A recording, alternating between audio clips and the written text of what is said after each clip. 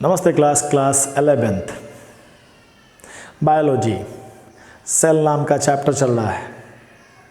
यकीन करिएगा इसके पहले भी 45 मिनट का वीडियो बना चुके थे और जब बंद किए कैमरा ना मोबाइल तो पता चला कि इसको लगाए भी नहीं किए थे, इधर लगाए थे उधर नहीं लगाए थे।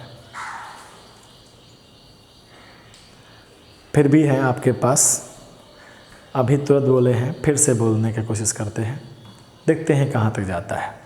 फुल जोश के साथ, फुल मोटिवेशन के साथ। तो ज़्यादा हम बहुत सारा बात किए थे स्टार्टिंग में, तो सब बात हम छोड़ देते हैं। अभी तक आपने देखा, आप जानते हैं, डे फर्स्ट इंट्रोडक्शन क्लास किया जा चुका है जिसमें आप जान चुके हैं सेल क्या है। डे सेकंड आपको सेल की थ्योरी के बारे में बात हुई, सेल की डाइवर्सिटी के बारे में बात हुई, शेप के बारे में बात हुई, साइज के बारे में बात हुई, कलर के बारे में बात हुई। कलर में मतलब क्या कि आपको सेल देखना है ना अगर, तो आपको कलर करना पड़ेगा, स्टेनिंग करना पड़ेगा। स्टेन के कई नाम होते हैं, सैफ्रनीन और मिथिलिन ब्लू आप जानते हैं, और भी कई सारे स्टेन होते हैं। आपको पढ़ना नहीं है तो हमें पढ़ाना नहीं है, बस ठीक है। आप स्पीड को 1.5 करके देखिए तो कुछ नहीं फ़र्क पड़ेगा, 1.25 पे तो कुछ नहीं फ़र्क पड़ता है, 1.5 पे हल्का सा बढ़ जाता है। तो उतने पर करके देखिए, कोई दिक्कत परेशानी वाली बात नहीं होनी चाहिए, ठीक, जल्दी भी हो जाएगा। अच्छा लगता है हमको, जैसे लगता है। आप अपना स्पीड देख लो, ठीक है। सब मिटा उटा दिए, फिर से बनाना पड़ा है, ठीक है। चलो, तो आज हम लोग तीसरा दिन करते हैं, ठीक। Very soon we are going to meet. ऐसा मार्केट में दिख रहा है, बच्चे नाच के पढ़ाई कर रहे हैं। आप अभी नाचिए नहीं, हाँ, आप कहीं भी जा सकते हैं। बायोलॉजी के लिए तो हम ही हैं आपके पास, ठीक। स्टार्ट करेंगे हम लोग, जुलाई से स्टार्ट करेंगे। अगल बगल दोस्तों से, मोहल्ला टोला में कहना शुरू कर दो कि मास्टर खुल गया। आने वाले समय में सर मिलने वाले हैं। और टाइमिंग हम लोग का वही जिस समय पे मिलते हैं, रोज़ 30 मिनट पे हम लोग 3 से 4 मिलेंगे हम लोग। कोई दिक्कत परेशानी वाली बात नहीं है। हम फुल मेहनत कर रहे हैं कि क्लास कर लें आज का, ठीक है। क्योंकि अभी जस्ट बनाए हैं 45 मिनट, बाप रे, फोकस। तो अब हम लोग पढ़ने वाले हैं सेल 2 टाइप का, प्रोकैरियोटिक और यूकैरियोटिक। क्लास 9th में इतना बेसिक तो जानकर आए होंगे कि क्या होता है प्रोकैरियोटिक, क्या होता है यूकैरियोटिक।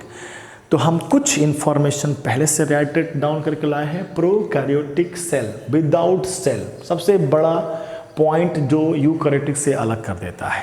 न्यूक्लियस एक तरह का एक ऑफिस है जिसके अंदर हमारे जेनेटिक मटेरियल मिलते हैं, जो अभी हमारे प्रोकैरियोटिक सेल को नहीं मिला है, ठीक है। प्रोकैरियोटिक में वर्ड कैरियो है, कैरियो का मतलब न्यूक्लियस होता है। प्रोकैरियोटिक सेल काफ़ी प्रिमिटिव सेल है, शुरू के लाइफ है। अगर हम इसकी एग्जाम्पल की बात करें तो एग्जाम्पल में हमारे पास मोनेरा पढ़ाया गया है। मोनेरा में हम सुनते चले आते हैं बैक्टीरिया के बारे में। बैक्टीरिया बहुत मेहनत करके मोनेरा किंगडम में पढ़ाया गया है, तो परेशान नहीं होना है। इस चैप्टर में हमें बैक्टीरिया का शेप साइज का सुनना था। हम बिल्कुल क्लास 11th में इस बात का ख्याल करते चले आ रहे हैं कि बायोलॉजी में कई सारी बातें हैं जो बार बार रिपीटेड है, तो बार बार लिखेंगे नहीं, रिपीट कर लेंगे, फोकस में कर लेंगे कि वहाँ था, ताकि एट द एंड आपको बायोलॉजी कंक्रीट इतना लगे, अंदर से साइकोलॉजिकली आप रेडी रहो पढ़ने के लिए। क्योंकि हम समझते हैं इस बात को कि आज का कंपटीशन इस बात का नहीं है कि कितना कंटेंट किसको आता है, लाखों बच्चों को आता है, होता हजारों का है। तो ये कंपटीशन है, साइकोलॉजिकल कॉम्पिटिशन्स हैं।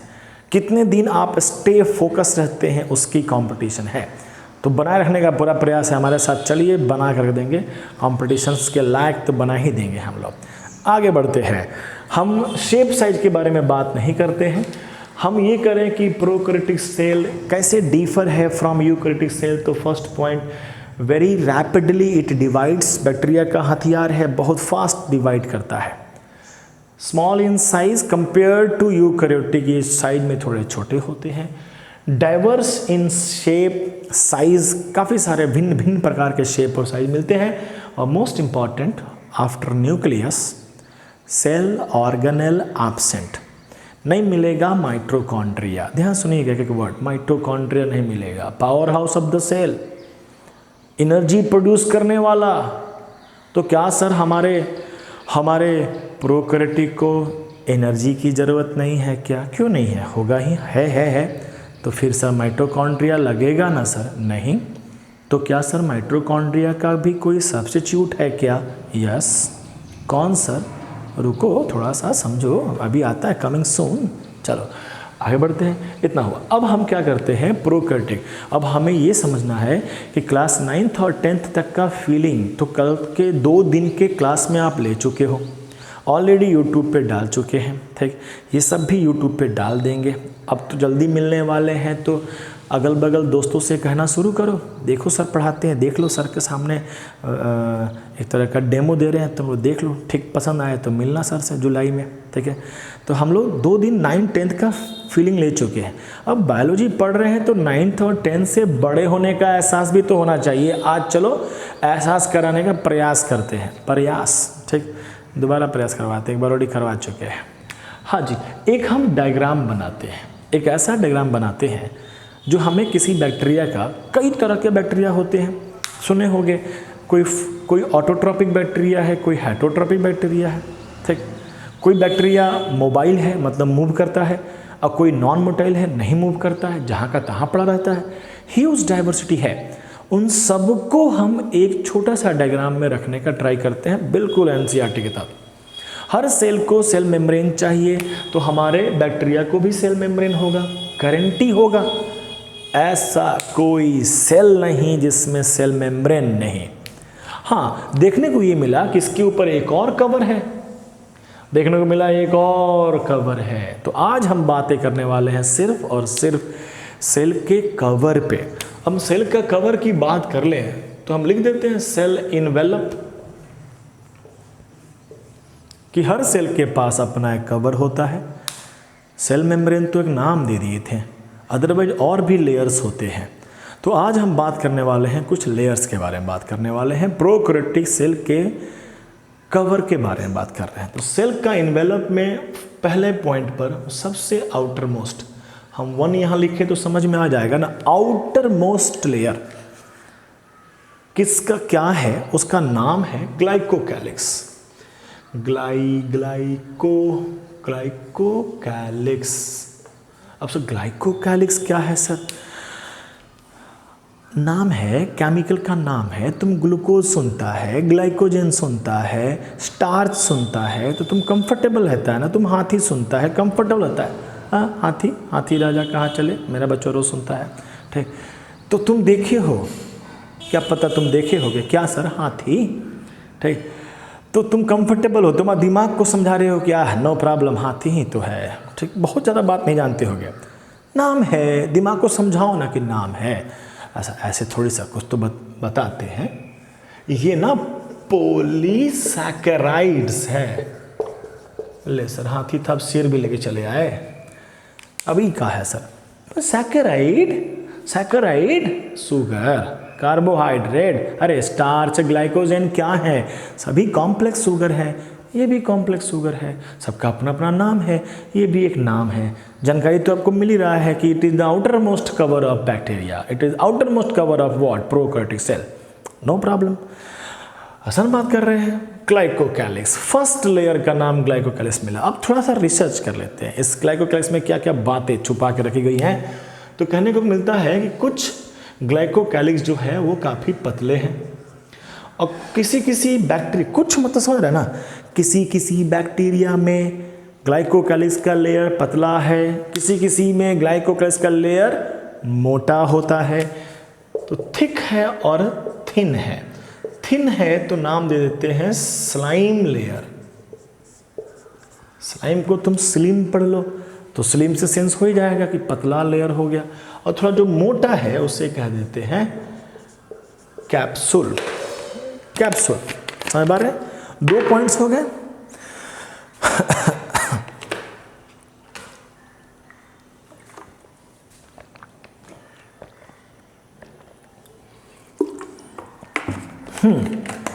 No problem.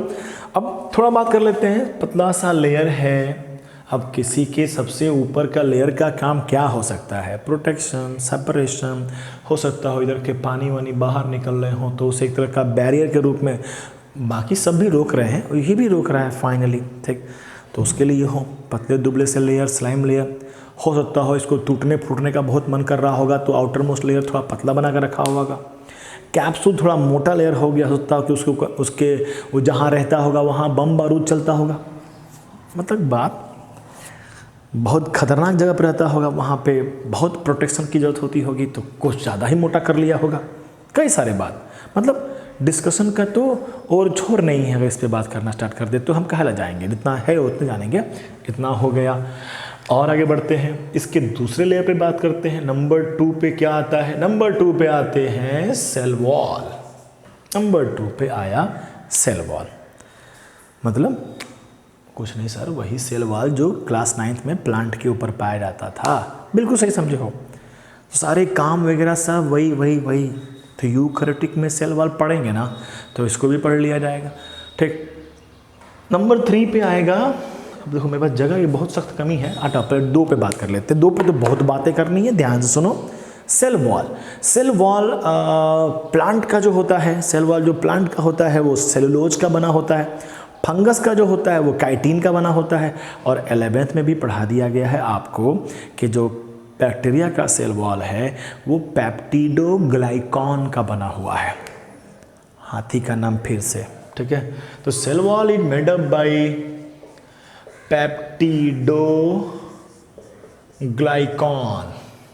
Again it is the complex carbohydrate along with protein. ध्यान से सुनो, इसमें नाम में ग्लाइकॉन भी है, ग्लूकोज कार्बोहाइड्रेट, पेप्टिडो है प्रोटीन, समझिएगा। तो ये प्रोटीन भी है और कार्बोहाइड्रेट भी है, ये कम मिक्स करके बनाया हुआ चीज़ है। इसे और भी नाम से जानने का मन करता है अगर तो म्यूरीन, स्पेलिंग सही लिख रहे थे, म्यूरीन या म्यूको पेप्टाइड। सर ये क्या हुआ सर? हाथी, शेर, सही बात है। आपको लगना चाहिए कि ये तो एक ग्रुप का नाम है, जैसे ह्यूमन एक ग्रुप का नाम हुआ, उसमें हमारा अपना नाम है, अपना एग्जिस्टेंस है, अपना काम है। पेप्टिडोग्लाइकॉन एक ग्रुप का नाम है, उसमें ये सभी केमिकल के नाम हैं। अब बायोमॉलिक्यूल्स मिलेगा, इसके बाद वाला चैप्टर में मिलेगा बायोमॉलिक्यूल्स, तो कई सारे केमिकल्स आपको फैमिलियर कराएंगे तो ये सब आपको ठीक लगेगा। ठीक, तो ये सब आपके सिलेबस में है। 9th और 10th से थोड़ा बड़ा होने का एहसास लोगे, ऐसे ही ले लोगे, थोड़ा थोड़ा तो नाम जानना पड़ेगा ना। तो पेप्टिडोग्लाइकॉन हो सकता हो कोई अधिका मास्टर क्लास 9, 10 में पढ़ा दिया हो सकता हो। ठीक, तो पेप्टिडोग्लाइकॉन म्यूरीन या म्यूकोपेप्टाइड का बना हुआ है। नाम में स्पष्ट होना चाहिए कि प्रोटीन भी है और कार्बोहाइड्रेट भी है। आप सब समझाते हैं हम आपको, थोड़ा ध्यान सुनिएगा। ये हो गया एक कार्बोहाइड्रेट का चेन, ग्लूकोज मिलकर चेन बना लिए है। ठीक, it is the chain of carbo, मतलब है नहीं सिलेबस में लेकिन हम थोड़ा सा प्रयास करना चाहते हैं, देखते हैं प्रयास पहुंचता है नहीं पहुंचता है। कार्बोहाइड्रेट है, ठीक है।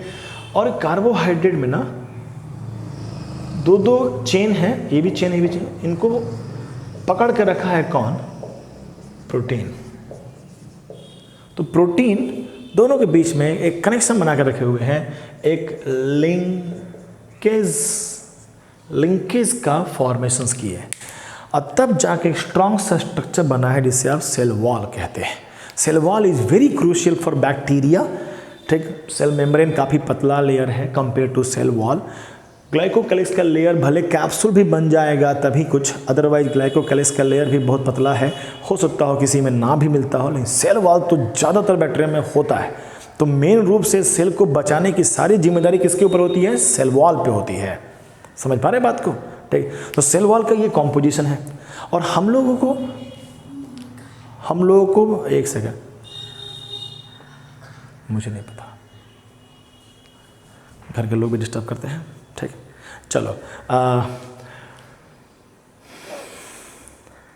क्या कह रहे थे? ये कुछ था, राइट? सेल वॉल था। सेल वॉल अगर भड़का देंगे तो बैक्टीरिया मर जाएगा। बॉडी में बैक्टीरिया घुसता है, बीमार पड़ जाते हैं, शंभुनाथ सिंह के पास जाते हैं, दवाई लिखता है। दवाई का काम एंटीबायोटिक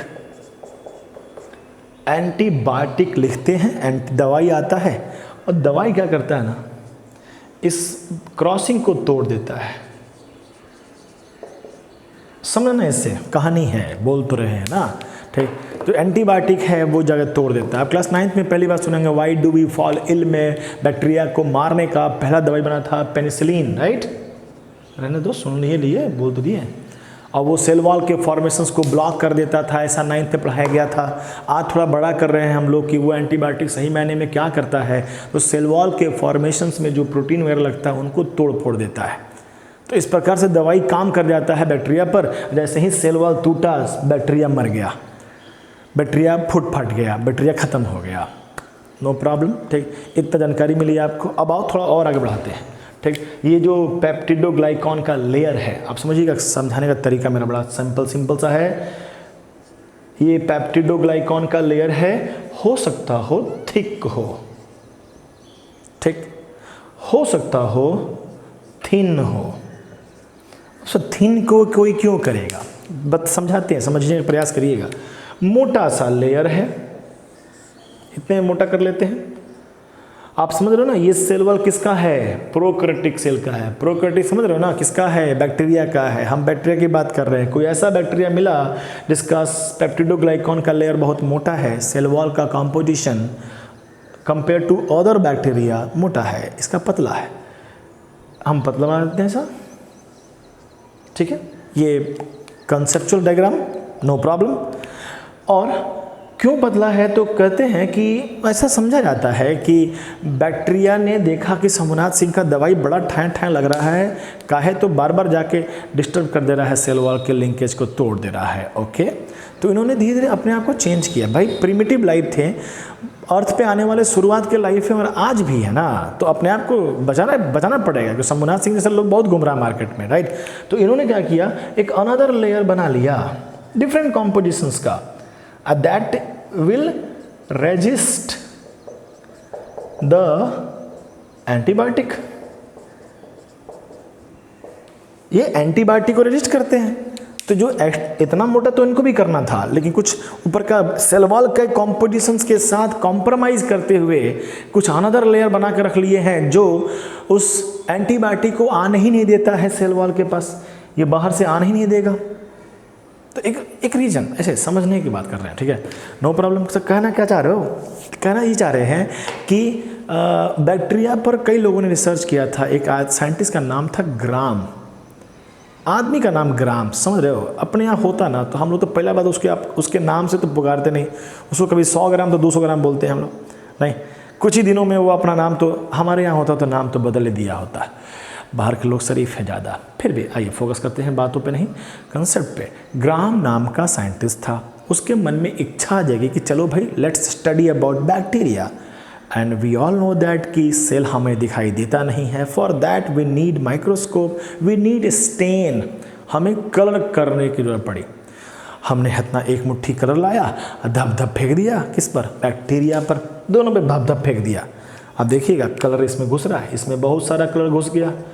कलर को मेनली एब्जॉर्ब करने वाले कौन है, समझ के बैठे हो ना, ये सेल वॉल है, तो मेनली एब्जॉर्ब करने वाले हैं सेल वॉल, क्योंकि यही मोटा सा लेयर है। भर के पड़ गया क्या, कलर स्टेन, इसमें भी आ गया, इसमें भी आ गया। सर ऊपर वाला नहीं हटेगा, अरे ये दूसरा तरह का मटेरियल है, ये सब नहीं पकड़ता है स्टेन वगैरह। सेल वॉल के पेप्टिडोग्लाइकॉन ने स्टेन को पकड़ा। एकदम समझ में आ रहा हो क्रिस्टल क्लियर कि इसमें ज़्यादा पेप्टिडोग्लाइकॉन है तो ज़्यादा पकड़ के रखेगा स्टेन, और इसमें कम रखा गया तो कम रखा है, नो प्रॉब्लम। फिर इसको अब इच्छाएं जब उसकी भर गई, ग्राम का इच्छाएं भर गई कि हो गया, पढ़ तो लिए बैक्टीरिया का शेप साइज वगैरह वगैरह। फिर उसने क्या किया कि बैक्टीरिया उसके पास ज़्यादा था नहीं, तो उसी बैक्टीरिया पे फिर रिसर्च करना है। तो जो रंग डाला था, रंग को साफ करने की इच्छा हुई, तो उसने अल्कोहल एक अच्छा सॉल्वेंट है, एसीटोन भी एक सॉल्वेंट है जो कलर को हटा देता है। एसीटोन तो नेल पॉलिश हटाने में यूज होता है, गर्ल्स जानती होंगी, तो वो रंगों को हटाने में हेल्प होता है, तो वो केमिकल डाला गया। तो ग्राम ने क्या ऑब्जर्व किया कि जब हम इसे वॉश करते हैं तो ये दोनों इक्वली वॉश नहीं होते हैं, ये रिटेन कर लेता है रिटेन देयर स्टेन, अपने स्टेन को पकड़ के रखता है, जबकि इसमें स्टेन रिमूव हो जाते हैं। और इसका तो लॉजिक तुम समझ ही गए होगे कि सर इतना मोटा है, इतने ज़्यादा कलर है, तो जब साफ़ करोगे तो सर पूरा साफ़ नहीं हो पाएगा, कुछ रह जाएगा, तो जिस कलर का दिख रहा था अभी भी दिखेगा, और ये पूरा साफ़ हो जाएगा क्योंकि इसने कितना ही कलर रखा है। क्यों? पेप्टिडोग्लाइकॉन का लेयर कम है, म्यूकोपेप्टाइड का लेयर कम है। समझ पा रहे हैं? एकदम सिंपल स्पष्ट बात कह रहे हैं, ठीक है। तो ग्राम ने इसे नाम दे दिया। ग्राम बोला वाह, इच्छाएं मन में जगी थी तो कार्य किए, तो दो बातें दिख रही हैं, तो इसका नाम रख दिया, इस बैक्टीरिया का नाम स्थिक, आप यहाँ लिखिएगा आगे ब्रैकेट करके, हमारे पास जगह नहीं है। इस मोटे वाले बैक्टीरिया, मोटा बैक्टीरिया नहीं, ध्यान से सुनना होता है, साथ में चलना होता है, ठीक है। ये ज़्यादा पेप्टिडोग्लाइकॉन रखने वाले को कह दिया ग्राम, अपना नाम पॉजिटिव बैक्टीरिया। बायोलॉजी में भी कुछ साइंटिस्ट लोग अपना नाम चिपकाए हैं, खाली फिजिक्स से का बात नहीं है। और कहा गया gram negative bacteria. According to gram, पढ़ने का एक तरीका है, कोई बहुत मोर सिग्निफिकेंस नहीं है। According to Gram there are two type of bacteria, Gram positive and Gram negative. Positive का मतलब सेंस होता है, होने का सेंस होता है, बी पॉजिटिव, होने का सेंस होता है, रखने का सेंस होता है। तो एक बार कलर कर दिए तो रख लिया कलर अपना, और रीजन भी आपको पता है क्योंकि उसके पास ज़्यादा पेप्टिडोग्लाइकॉन का लेयर है, नो प्रॉब्लम। तो ग्राम पॉजिटिव, ग्राम नेगेटिव। और आपको शुरुआत में ये जो कंसेप्ट दिए कि इसने अपना पतला करके रखा है क्योंकि वो एंटीबायोटिक के रेजिस्टेंस का व्यवस्था कर रहा था। तो अगर कल को कहा जाए कि ह्यूमन बीइंग अगर किसी बहुत सारे बैक्टीरिया से, मतलब आपको गैस मारना है कि बैक्टीरिया ने आपको इन्फेक्ट किया है, आप दवाई खा रहे हैं, दवाई का असर नहीं हो रहा है, तो मोस्ट प्रोबेबली आप एक गेसिंग कर सकते हैं कि ग्राम निगेटिव बैक्टीरिया है।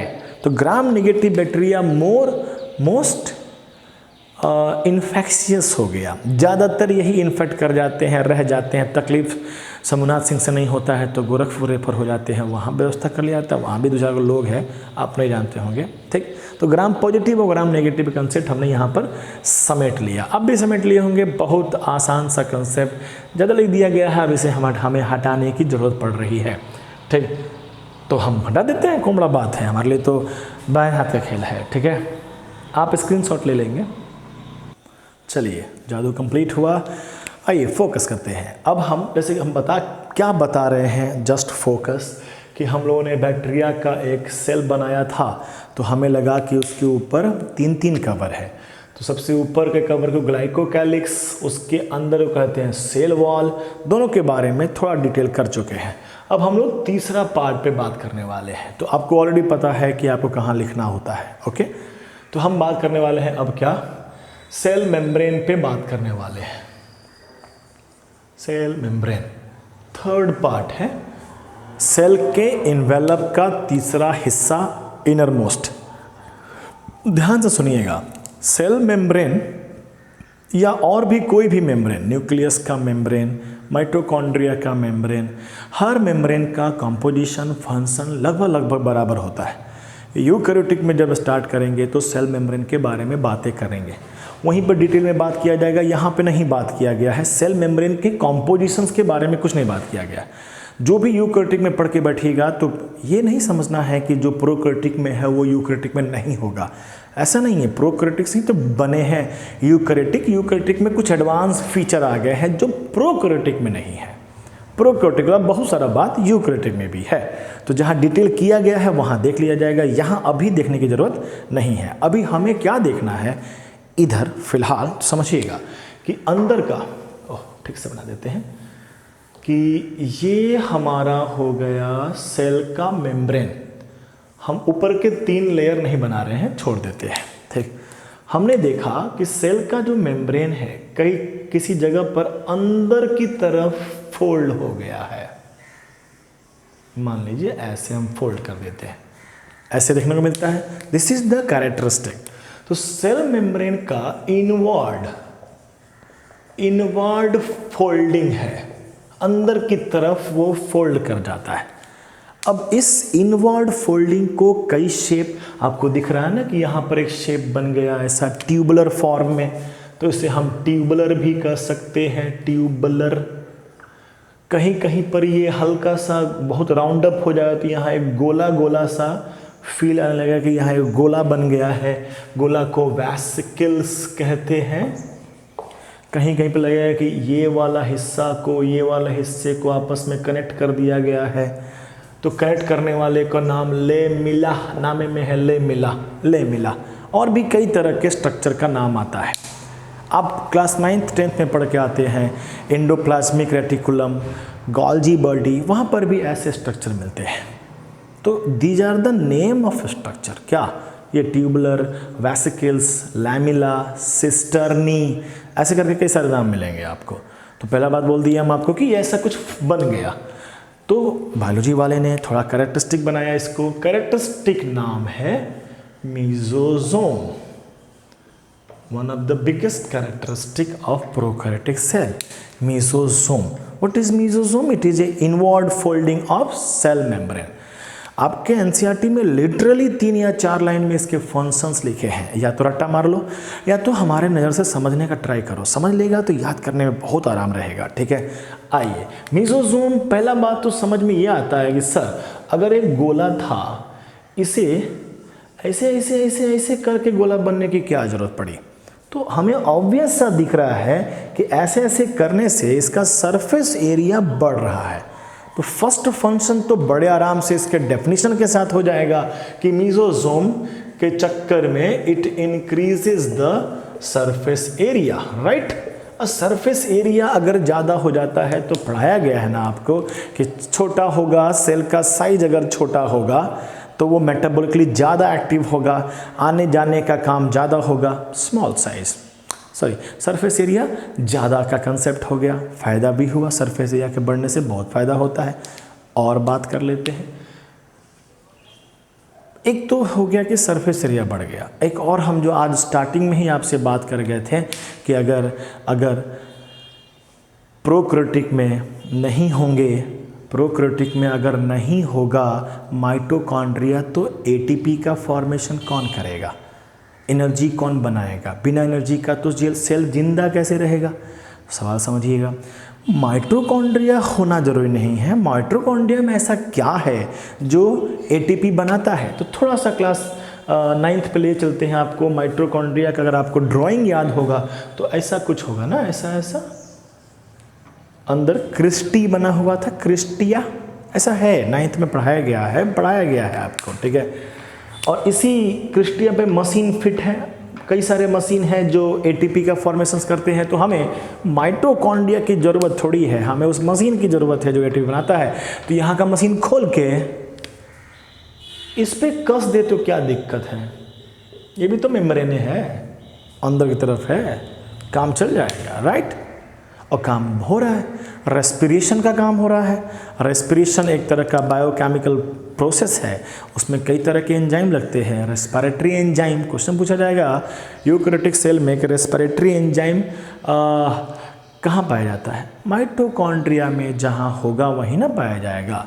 नहीं, आटा चावल कहाँ मिलेगा? किचन में, वहीं ना खाना बनता है। थोड़ा तो मेरे लिविंग रूम में पड़ा हुआ रहेगा, मतलब अगर ऐसे रूम होते होंगे तो। चलो, तो अगर हम बात करें कि मेसोसोम कंटेन करता है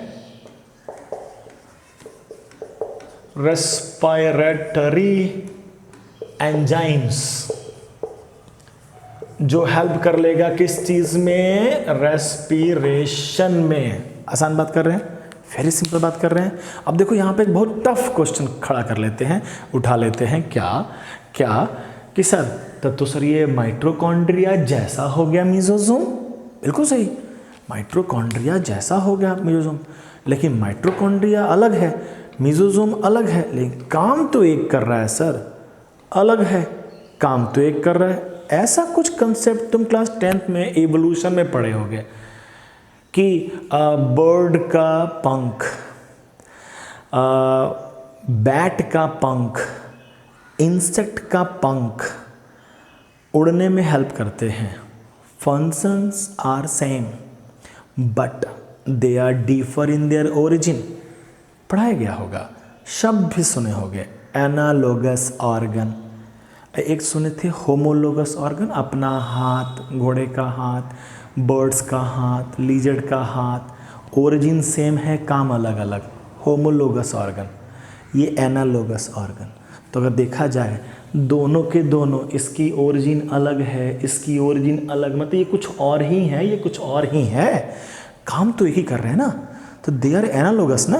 बहुत कितना स्ट्रांग क्वेश्चन बन गया कि and because of that mesosome, because of this sentence, mesosome is analogous to mitochondria. ये माइटोकॉन्ड्रिया है, ठीक, एनालॉगस टू माइटोकॉन्ड्रिया। एनालॉगस लिख देते हैं, कोई कोई गरीब बच्चे भी पढ़ते हैं, ज्ञान से गरीब कि origin differ in origin but similar to function। काम एक करते हैं, क्या काम? रेस्पिरेशन का। अच्छा कॉन्सेप्ट, बहुत अच्छा क्वेश्चन मिला हम लोग को, ठीक है। कंसेप्ट कंसेप्ट कंसेप्ट और आगे बढ़ते हैं और बात करें मीजोजोम का फंक्शंस के नाम पे, क्या फंक्शंस है। कल को हमारा सेल डिवीजन करता है, हर सेल डिवीजन करता है, ये तो बहुत ज़्यादा डिवीजन करता है। जब डिवीजन होता है तो जानते होंगे आप कि सेल का बंटवारा होता है, तो सेल का जो न्यूक्लियस, सेल का जो जेनेटिक मटेरियल है, उसका भी डिवीजन होता है।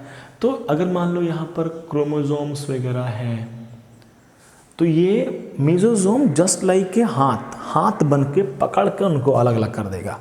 तुम इतने समझ सकते हो, ठीक है। तो it helps in cell division, तो सेल के बंटवारा में हेल्प करेगा। सबको पता है जब सेल का बंटवारा होता है, सबको बच्चे को पता होगा, आपको नहीं पता तो अभी आप बच्चे नहीं हैं, ठीक, बड़े हो गए, ज़्यादा पढ़ाई करा करो तुम लोग, ठीक। सेल का बंटवारा होता है, एक कंपनी का बंटवारा होने वाला है, 2 कंपनी बनने वाले हैं, तो दोनों कंपनी में मालिक चाहिए ना। पहले एक मालिक था, तो मालिक का पहले डिवीजन होगा, मालिक का फॉर्मेशंस होगा। मालिक मतलब डीएनए, डीएनए का फॉर्मेशंस मतलब डीएनए का रेप्लिकेशन। तो आप डिवीजन करा लो और चाहे करा लो क्या, डीएनए रेप्लिकेशन। हम जितना हो सकता है उतना फंक्शंस को उससे रिलेट करके चलने की कोशिश कर रहे हैं, नो प्रॉब्लम, ठीक। ये सेल मेम्ब्रेन सेल वॉल के पास है, तो सेल मेम्ब्रेन सेल वॉल कभी डैमेज होता है, सेल मेम्ब्रेन हेल्प कर दे, पड़ोसी बगल वाले को हेल्प कर दे, तो किसको बुरा लगेगा? किसी को नहीं। तो सेल वॉल फॉर्मेशन में भी हेल्प करेगा। हम आपके एनसीईआरटी के लाइन को समराइज कर रहे हैं और कुछ नहीं, ठीक। जैसे शुरू में कहा गया था कि हर बैक्टीरिया एक जैसा नहीं होता है, कुछ अलग, हर एक बैक्टीरिया में ये मिलेगा आपको मीजोसोम। अब कोई कोई बैक्टीरिया फोटोसिंथेटिक भी है। फोटोसिंथेटिक है सर, तब तो उसके पास क्लोरोप्लास्ट चाहिए। Chloroplast another cell organelle. अब प्रोकैरियोटिक कहता है हमारे पास गरीब हम लोग हैं, हमारे पास तो सेल ऑर्गेनेल नहीं मिलता है, तो फिर सर खाना कैसे बनाएगा? क्लोरोप्लास्ट कुछ ज़रूरत होती है, क्लोरोफिल क्लोरोप्लास्ट के अंदर मिलता है, ज़रूरत होती है सर। माइटोकॉन्ड्रिया वाला बात, अरे माइटोकॉन्ड्रिया किसको चाहिए? हमको मशीन चाहिए, हमको एंजाइम चाहिए। क्लोरोप्लास्ट किसको चाहिए? हमको चाहिए उसका क्लोरोफिल। आपको मोनरा किंगडम में पढ़ाया गया है, बहुत ही ज़्यादा पढ़ाया गया, ठीक है। कई सारे फोटोसिंथेटिक पिगमेंट होते हैं, बैक्टीरियोफिल, फिल ले लो बस, ठीक। तो समझा देते हैं तुरंत आपको कि भाई साहब कुछ समझिएगा, डायग्राम पे ख्याल करिएगा कि ये तो मीजोसोम हो गया। कुछ बैक्टीरिया जो फोटोसिंथेटिक हैं वो थोड़ा और आगे जाकर कहीं पर और ये थोड़ा सा अंदर की तरफ इन्वेड किए हुए हैं, वही वाला बात, मीजोसोम वाला बात। इसे मीजोसोम ना कहेंगे क्योंकि ये एक अनदर पर्पस के लिए किया गया है, इसका नाम हम अलग दे रहे हैं। तो मीजोसोम से हम अलग कर रहे हैं, मीजोसोम का काम बात नहीं कर रहे हैं। और बता ये भी रहे हैं कि ये जो हुआ ना, ये आपका सब बैक्टीरिया में नहीं मिलेगा। यहीं से आप क्लेरिफाई करिए कि हम हर बैक्टीरिया का कॉमन बात लेके चल रहे हैं, ठीक है। इसे नाम दिया गया क्रोमैटोफोरा, कहीं का नहीं छोड़ा, क्रोमैटोफोरा, ठीक है, नाम है, देख रहे हो, ठीक। तो क्रोमैटोफोरा कंटेन करता है फोटोसिंथेटिक पिगमेंट, समझ में आ ही गया होगा, फॉर फोटोसिंथेसिस। तो यहीं पर कुछ पिगमेंट वगैरह क्लोरोफिल टाइप का यहाँ रखते हैं और यहाँ फोटोसिंथेसिस का काम हो जाता है, खाना वगैरह सब बना लेते हैं। वेरी सिंप्लिसिटी में हमने आपको सेल मेम्ब्रेन का भी कंसेप्ट बता दिया। ठीक, फिर 35 मिनट हो गया, 5 मिनट का हम लगा, 5 मिनट का हम लगता है शुरुआत का जो इंट्रोडक्शन दिए थे ना वही नहीं बोले, बाकी सब तो बोल ही दिए हैं हम आपको। Done done done done. तो आपको देखना है बड़े आराम से गौरपूर्वक कि अभी हम सिर्फ ऊपर का कवर की बात की है, अंदर बहुत सारी बात करना है। अलग अलग करके लिख लेंगे, इन्फॉर्मेशन कलेक्ट कर लेंगे, एनसीईआरटी पर पढ़ लेंगे, जब कल ख़त्म कर देंगे, प्रोकैरियोटिक कंप्लीट हुआ, तब आप एक ऐसा डायग्राम बनाएंगे जिसमें सारे इन्फॉर्मेशन एक जगह, वही 2-3 बार बना लेंगे तो युगों तक आपको याद रहेगा प्रोकैरियोटिक की हर बात। उससे रिलेट करके कोई भी सवाल पूछा 1 साल 1.5 साल 2 साल के बाद भी, तो भी हम जवाब देंगे, ज़रूर देंगे। इसका आवाज़ गया होगा होपफुली, बहुत है, काफ़ी है। मिलते हैं हम लोग अब कल। प्रोकैरियोटिक किताब पढ़ते रहिए, डाउट्स आते हैं, किताब के लाइन का स्टेटमेंट आपको नहीं समझ में आता है, you should ask in chat section, पूछ सकते हैं, बैठे रहते हैं जवाब देने के लिए आपको। मिलते हैं कल, बहुत ज़्यादा हो गया है तो धन्यवाद।